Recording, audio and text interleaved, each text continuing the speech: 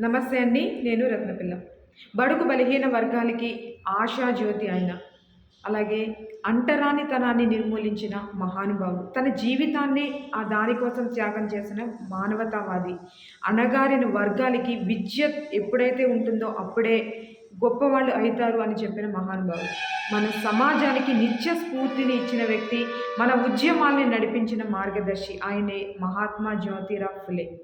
ఆయన జయంతి సందర్భంగా ఇంకొన్ని మాటలు. న్యాయానికి, సమానత్వానికి, మానవత్వానికి అద్దం పట్టిన వ్యక్తి ఆయన. ఆయన ఆలోచనలు ఎప్పటికీ మనకి మార్గదర్శకాలుగానే ముందుకు వెళ్తాయి. ఆయన యొక్క పాత్రలో ఆమె భార్య పాత్ర చాలా ఉంది, సావిత్రిబాయి ఫులే. ఆమె నిజమైన అర్థం ఆమె. ధైర్యవంతురాలు. అలాగే అణగారిన వర్గాలకి విద్య అనే ఒక శక్తిని అందించిన మొదటి భారతీయ గురువు ఆమె. అప్పుడు చదువు కన్నా అంధవిశ్వాసము, మూఢ విశ్వాసాలు ఎక్కువున్న రోజుల్లో దాన్ని అణిచివేయాలంటే చదువు ఒక్కటే మార్గం అని ధైర్యంగా ఎదుర్కొన్న వ్యక్తి, అలాగే ప్రజలకి చెప్పిన వ్యక్తి ఆమె.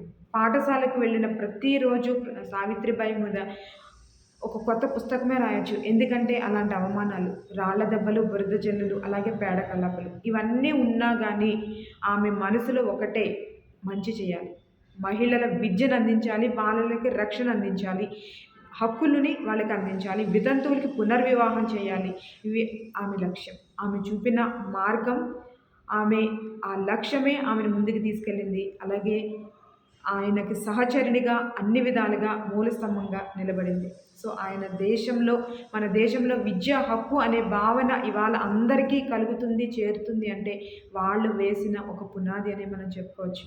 సో ఆమె జీవితం ఒక సందేశం అయితే, చదువు మార్పు తీసుకురాగలదు అన్న వాళ్ళ ధైర్యమే ఈరోజు ఒక చరిత్రగా మారింది. సో ఆయన జయంతి సందర్భంగా మరొక్కసారి ఆయనకి నివాళులు అర్పిస్తూ